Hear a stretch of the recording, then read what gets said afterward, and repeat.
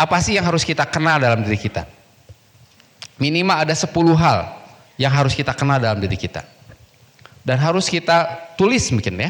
Kalau tadi hanya sekedar gambar, representasi warna dan juga gambar. Tetapi dalam sejatinya kita harus bisa mengenali ke 10 hal ini. Agar diri kita bisa efektif dalam kehidupan kita. Pertama harus kita kenal nilai dan prinsip kita. Jadi kita harus refleksi diri ya. Sebenarnya dalam hidup kita tuh nilai apa, nilai-nilai apa, values apa, prinsipal apa yang saya pegang dalam diri kita. Ini tiap orang bisa beda. Prinsip nilai itu bisa beda tiap orang. Saya pengen mencari uang misalkan ya. Uang adalah prinsip buat dia. Pertama, contoh gitu ya. Kemudian ada prinsip berikutnya tadi, misalkan saya prinsipnya itu bisa tangguh gitu di mana saja. Prinsipnya tidak kenal lelah. Nah, ini contoh ya prinsip. Nilai dan prinsip ini harus kita dalami. Mana yang membuat kita putuskan itu sesuai dengan values dan prinsip kita. Dan inilah yang menjadi guidance buat kita berjalan. Saya pilih ini karena sesuai dengan prinsip saya. Saya tolak ini karena bertentangan dengan prinsip saya. Nah, inilah yang kemudian menjadi values pertama yang harus kita kenali. Yang kedua adalah kepribadian. Kepribadian itu apa? Tadi ya, seperti yang kita senang yang biru, merah, kuning, itu ada contoh kecil kepribadian. Kepribadian ini banyak caranya. Bisa pakai MBTI, bisa pakai DSC, bisa pakai tes kepribadian yang lain. Itu untuk menggambarkan apa? Mengenal diri kita dan bagaimana kita berinteraksi dengan orang lain. Ini kepribadian. Terus apalagi yang harus kita kenali? Kelebihan dan kelemahan. Ada banyak caranya. Bisa pakai Johari Window ya. Kita bikin kelemahan kita apa, menuliskan. Sebenarnya kita kelemahnya apa, lebihnya di mana. Sehingga kita ada pilihan, ketika ada pilihan dalam karir, ada pilihan dalam kehidupan, itu kita bisa lihat kira-kira kelebihan kita ini bisa handle nggak, bisa menangani nggak pekerjaan atau job atau jabatan yang akan saya pegang nanti. Kelemahan saya ini bisa kita siasati nggak agar tidak menonjol dan juga bisa dengan kelemahan yang ada, tapi kita tetap bisa menjalankan dengan baik. Kalau sama sekali kemudian ternyata tidak bisa kita siasati kelemahan ini, kita mungkin harus nolak. Minat dan bakat, ini juga harus kita pahami. Minat itu adalah sesuatu yang membuat kita itu ketika kita mengerjakannya semakin bersemangat. Apalagi yang perlu kita kenali adalah pengalaman kita. Jadi kita hari ini adalah bentukan dari masa lalu kita. Keputusan teman-teman ada di sini ya, di Garuda Infinity, itu kalau kita trace back, bisa jadi ini adalah keputusan atau hasil atau buah dari keputusan kita 5 tahun yang lalu. Hari ini pun akan menentukan posisi kita di 5 atau 10 tahun ke depan. Jadi pengalaman ini adalah yang membentuk diri kita.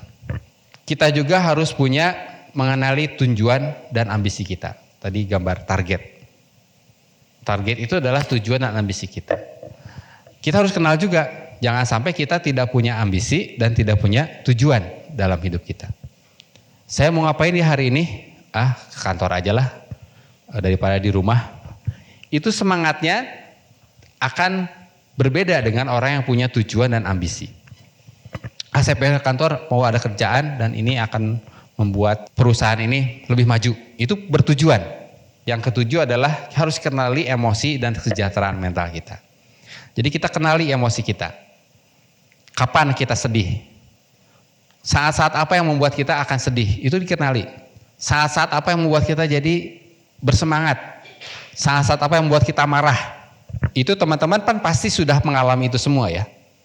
Jadi kenali emosi, kapan saya marah, kapan saya bahagia, kapan saya sedih, kapan saya stres.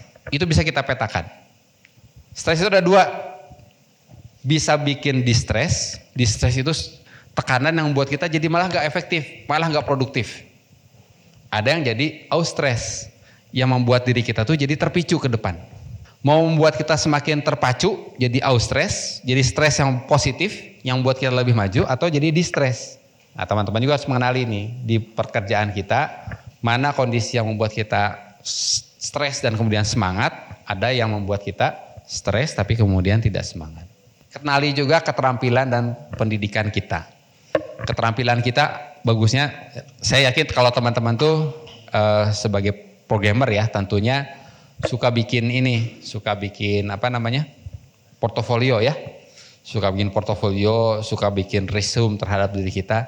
Saya ahli bidang Python, C++, apa gitu ya. Perl, PHP dan sebagainya. Itu adalah kita petakan. Kita sudah expertnya di mana? Keterampilan kita di mana? Pendidikan kita di mana? Nah, dan kita harus memetakan kita mau nambah apa? Pengetahuan apa yang akan kita tambah, keterampilan apa yang akan kita tambah dalam diri kita. Itu harus bisa kita kenali juga. Berikutnya adalah kenali lingkungan sosial kita. Tetangga, jangan ke tetangga dulu. Orang tua ya, kakak, adik, yang satu rumah, rekan kerja, lingkungan sosial kita, pertemanan, itu kita kenali mana yang suportif, mana yang tidak suportif terhadap kita. Lihat teman kerja kita. Lihat teman main kita, kira-kira teman-teman kita ini mengajak kepada yang kebaikan atau mengajak kepada hal-hal yang membuat kita semakin terpuruk. Nah ini lingkungan sosial. Dan terakhir kenali juga prioritas dan waktu kita. Teman-teman harus mengenali prioritas kita itu apa nih? Berada di sini, sekarang prioritasnya apa? Masing-masing bisa beda. Saya prioritasnya adalah misalkan saya sedang mengajar. Saya sedang meningkatkan pemahaman saya terhadap salah satu sistem pemrograman misalkan ya. Itu prioritas saya. Jadi waktu yang kita luangkan sesuai dengan prioritas yang kita tetapkan tadi. Saya tuh pengen jadi ahli dalam pemrograman Perl misalnya. Tapi saya mainnya CM terus, mainnya Valorant terus. Kapan jadinya gitu ya? Malah jadi e-sport. Beruntung kalau jadi e-sportnya. Tapi ternyata tidak. Oke ya, mental health-nya terganggu nanti sini ya. Oke, nah ini kenali diri kita sehingga kita menjadi tadi true wisdom. Kebijaksanaan yang paling tinggi. Kalau kita sudah tahu.